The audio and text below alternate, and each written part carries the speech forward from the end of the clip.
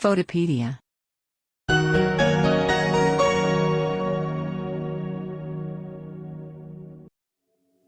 옛날 한국에는 마음을 본다는 관심술로 사람들을 떨게 만들었던 유명한 왕이 있었죠. 누구인가? 사진이 발견되고 난 지 한 50년쯤 지나자 마음으로 사진을 찍으려는 사심술이 동서양에서 불같이 일어났죠. 마음 사진술, 연금술처럼 계속 인류의 미제처럼 남을까요?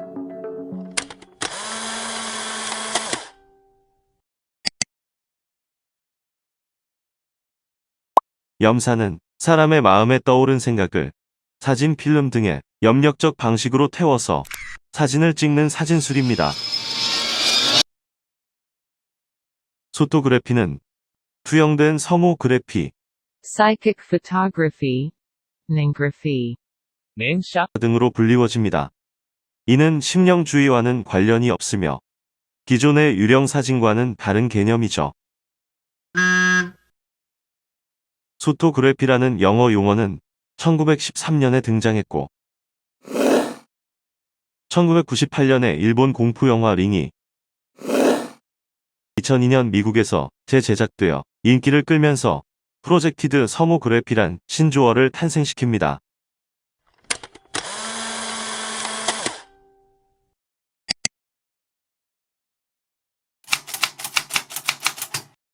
(1893년) 세르비아계 미국인 천재 발명가 니콜라 테슬라는 게단캠 프로젝토라고 불리는 생각 카메라를 꿈꾸었죠. 그 계기는 그의 어머니였습니다. 1892년 파리에서 테슬라는 무선으로 전력을 공급하는 시연을 진행하던 중 빈 자리 하나를 보게 됩니다. 그는 누군가가 갑자기 병이 났나 생각했죠. 그때 그 자리에 어머니가 나타납니다. 그리곤 곧 사라졌죠. 테슬라는 곧장 집으로 달려가 임종 직전에 어머니를 만났습니다. 그것이 그의 생각 송출기 구상의 단초가 된 것입니다. 1893년 3월 테슬라는 세인트루이스에서 자신의 라디오 발명에 관한 강의를 하던 도중 무선으로 소리를 보내는 라디오가 가능하다면 무선으로 생각을 보내는 것도 가능할 것이라며 생각 카메라에 대한 발명을 시작했습니다.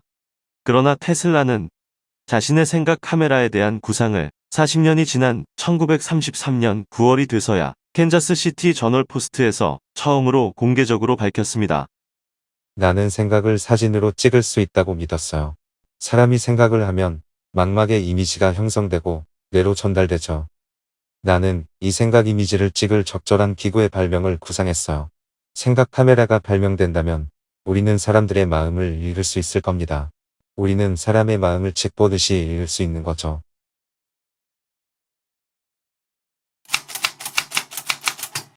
(1895년 11월) 잉글스 로저스 박사는 인간의 눈 망막에 있는 대상의 이미지를 사진 감광판에 옮기는 아이디어를 발견했다고 발표했습니다. 이 사진은 갑자기 망막에 빛을 쬐고 바로 온 주위를 칠흑으로 만들어야 가능했죠. 1896년 2월 20일자 아마추어 포토그래퍼의 그는 장문의 기사 마음을 찍는 사진에 대한 글을 기고했습니다. 박사는 눈과 감광판 사이는 반드시 진공 상태를 유지해야 한다고 말했습니다. 로저스 박사는 몇 가지 마음 사진을 보여주며 자신이 최초의 발견자라고 주장했습니다. 1896년 전기 엔지니어 협회의 준회원이었던 아서 브루넬 체수드는 새로운 사진술을 출간하며 처음으로 책의 심령 사진에 대해 설명했습니다. 자신의 책에서 체수드는 이렇게 말했죠. 약 10년 전쯤에 저는 심령사진 실험을 했습니다. 당시에는 그것이 제 자신의 독창적인 발견이라는 생각을 안 했어요. 어쨌든 최초의 심령사진 발견자는 로저스 박사가 아니라 접니다. 심령사진술은 매우 간단합니다. 사진가는 아주 밝게 조명된 대상을 바라보기만 하면 돼요. 그러다가 주위가 순간적으로 암흑으로 바뀌는 그 찰나에 대상은 사진 감광판에 높아지지요. 렌즈나 카메라는 필요 없습니다. 5분에서 30분 정도 지나면 대상은 감광판에서 저절로 형성됩니다. 사진은 흐릿하고 모호한 형태를 보이는데 이는 대상과 눈 사이의 거리 때문에 일어나는 현상이죠. 제가 만든 촬영 기구는 직경이 약 1.5인치와 10인치 길이의 황동관의 한쪽 끝에 망원경에 사용되는 저반 렌즈를 달고 다른 쪽 끝에는 소형 카메라를 달았어요. 이 카메라 내에 전송된 빛을 녹화할 유리원판이나 감광판을 넣었습니다. 최수드는 자신이 찍은 망막에 맺힌 생각 사진을 책에 게재하면서 경고를 덧붙였습니다. 강한 조명 뒤 갑자기 칠흑으로 바뀌니 강한 눈을 가진 사람이 아니라면 실험을 삼가하십시오. 이 책은 영국 과학자 노먼 로이커 경의 영향력 있는 저널 네이처에서 다음과 같은 짧은 비평을 받았습니다. 새로운 사진술은 섣부르게 너무 앞선 발표를 했습니다. 책의 제목과 그 표제에 인쇄된 손표 사진 등은 오해의 소지가 있군요.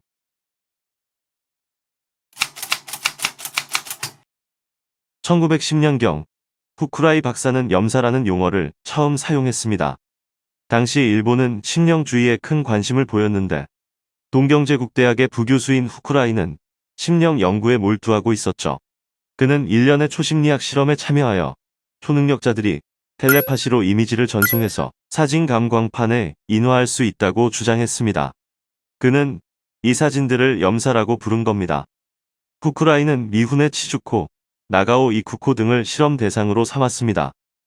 1910년 12월 초능력자인 미훈에와 나가오는 X선이 통과할 수 없는 철상자 안에 밀봉되어 있는 환자들을 투시하여 사진 감광판에 전송하는 것을 성공했습니다. 그러나 기자들은 실험 대상자들의 부정 행위를 발견했고 실험의 신빙성에 의구심을 가졌습니다. 이로 인해 미훈의 양은 24세의 젊은 나이에 자살했고 나가오 부인도 스트레스로 인한 병으로 결국 죽음에 이르렀죠. 1913년 후쿠라이는 투시와 염사라는 책을 출간합니다. 이 책 또한 과학적 접근 방식이 결여되었다고 대학 동료 교수들의 비판을 받게 됩니다.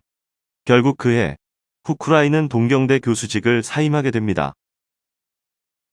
1931년 후쿠라이는 미타 고이치라는 또 다른 초능력자의 실험을 주도했습니다. 미타는 지구에서 볼 수 없는 달의 뒷면을 염력으로 찍었지만 당시에는 실제 달의 뒷면 사진과 일치하는지 확인할 방법은 없었죠. 그해 후쿠라이는 119장의 흑백 사진과 도해를 곁들인 영문판 투시와 염사를 출간하여 염사의 특징을 다음과 같이 다시 한번 주장했습니다. 염사의 카메라는 필요 없다. 염사 촬영자는 자신의 의지로 어떤 것이든 찍을 수 있다. 염사의 감광판으로는 개별 감광판뿐만 아니라 롤 필름도 가능하다.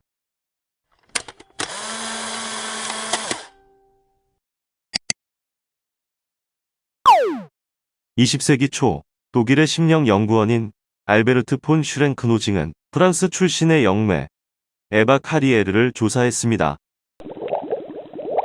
그리고 그녀의 몸에서 흘러나오는 물질, 즉 액토플라즘은 그녀의 마음이 물질화된 것이라고 주장했죠. 1914년 그는 에바의 액토플라즘 사진들이 담긴 물질화 현상을 출간했습니다. 비평가들은 에바의 액토플라즘은 가짜이며 신문과 잡지에 나온 얼굴을 오려내 만들어진 것이라 주장했습니다. 그 증거로 에바의 옆 얼굴에 드러난 액토플라즘은 프랑스 잡지 르 미르와에서 잘라낸 글자 르 미르가 그대로 드러났다고 지적했죠. 슈랭크노징은 에바가 잡지에서 액토플라즘의 얼굴을 가져왔고 핀을 촬영실로 몰래 숨겨왔다는 사실을 시인했습니다. 그러나 에바는 잡지는 읽었을 뿐이고 그 기억이 액토플라즘으로 나타난 것이라고 항변했죠.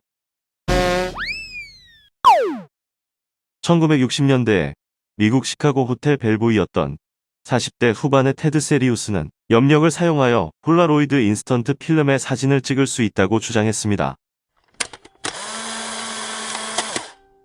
세리우스가 선택한 카메라는 47형 필름을 사용하는 폴라로이드 95였습니다.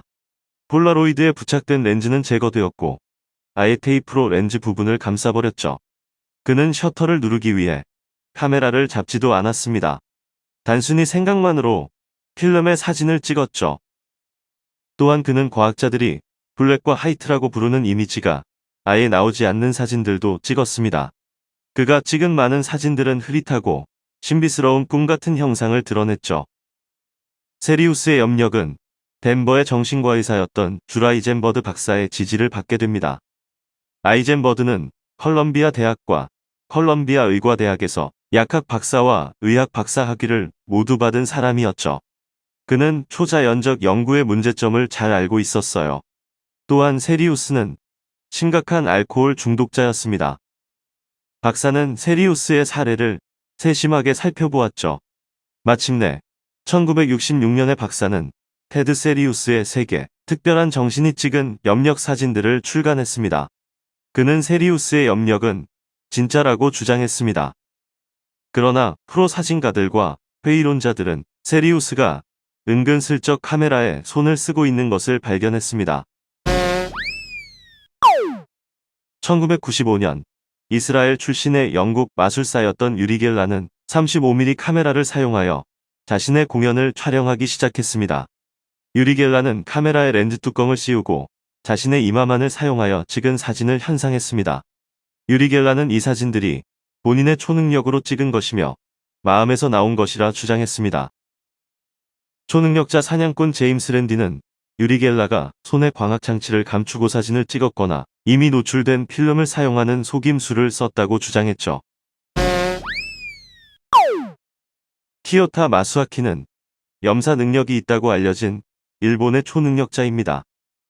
그는 숟가락과 칼붙이 등을 구부리며 아시아의 유리 겔라로 유명해진 사람입니다.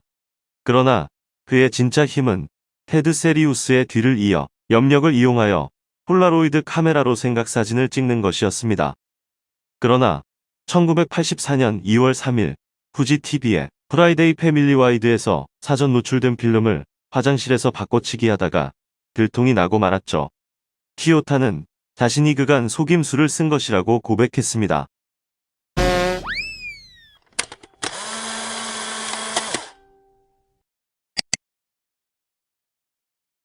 영국 출신 미국인 심령 연구가 히어워드 캐링턴은 1919년 현대 심령 현상이라는 저서에서 많은 심령 사진들은 감광판의 바꿔치기와 조작, 이중인화, 이중 노출 및 화학적 결과에 의해 생성된 사기라고 했습니다. 그러나 캐링턴은 일부 사진들은 진짜라고 믿었다고 밝혔죠. 전문 사진가나 제임스 랜디와 같은 회의론자들은 염사는 가짜이거나 카메라나 필름의 결함 노출, 필름 현상의 오류, 렌즈 플레어, 플래시 반사, 화학적 반응의 결과일 뿐이라고 비판했습니다.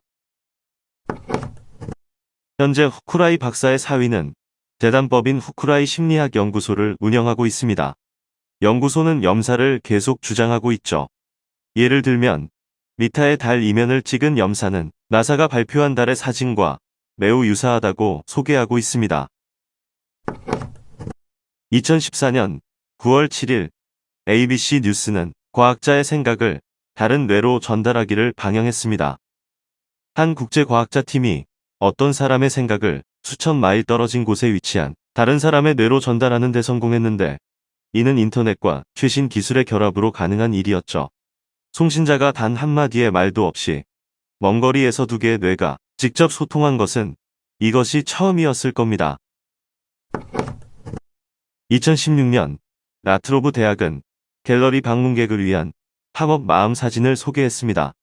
뇌의 전두엽에서 나오는 전기 자극을 측정하는 특수 건식 전극 뇌전도 헤드셋을 착용한 참가자들은 전시회의 작품들을 자신만의 뇌파 사진으로 만들 수 있었습니다. 2020년 5월 이탈리아 파도바 대학, IULM 대학, 에반 연구소는 현대의 염사, 디지털 카메라 센서를 이용한 장거리 마음 소통에 관한 시범 연구라는 소논문을 발표했습니다. 이 시범 연구의 목적은 상업적인 전문 사진 카메라, 디지털 센서에 미리 정해진 이미지를 각인하여 그 이미지가 멀리 떨어진 대상에 정신적으로 영향을 미칠 가능성을 검증하는 것이었습니다. 그들은 디지털 카메라로 니콘 D8501을 사용했고 연구 방법론으로는 구조적 유사성 지수를 계산해 적용했습니다. 비록 이 연구의 결과는 아직 예비 단계일 뿐이지만 연구 결과는 고무적인 것으로 두 사람 간의 마음 소통에 있어 오늘날의 디지털 카메라가 사용 가능하다는 것을 보여주었죠. 천재 과학자 니콜라 테슬라에서 영감을 받은 많은 현대 발명가들은 지금도 비전을 연구하고 마음을 읽는 카메라 개발에 몰두하고 있죠. 과학자들은 뇌 신호를 해석하고 마음속에 보여지는 이미지에 대략적 형상을 재현할 수 있는 알고리즘을 개발했습니다. 그리고 실제 망막이 어떻게 전기자극으로 이미지를 변환하여 뇌에 전달하는지를 알아내고 정교한 수학적 분석을 통해 인공 망막이 만들어졌습니다.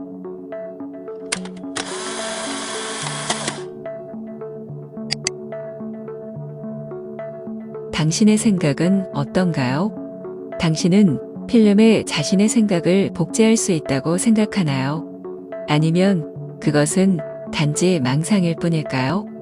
저는 언젠가 인류가 마음을 찍는 로봇을 발명할 거라 생각합니다. 과연 그것이 인류에게 축복일지 아니면 재앙일지는 모르겠군요. 하지만 이것은 꼭 말하고 싶네요. 우리는 이미 마음 카메라를 가지고 있을지도 모른다는 점입니다. 제가 아는 한 모든 사진은 마음의 문의이니까요. Nicht in Nacht das Weilchen nahm, zertrat das Dornenweichen. Es sang und starb und freut sich noch und starb ich dann, so starb ich doch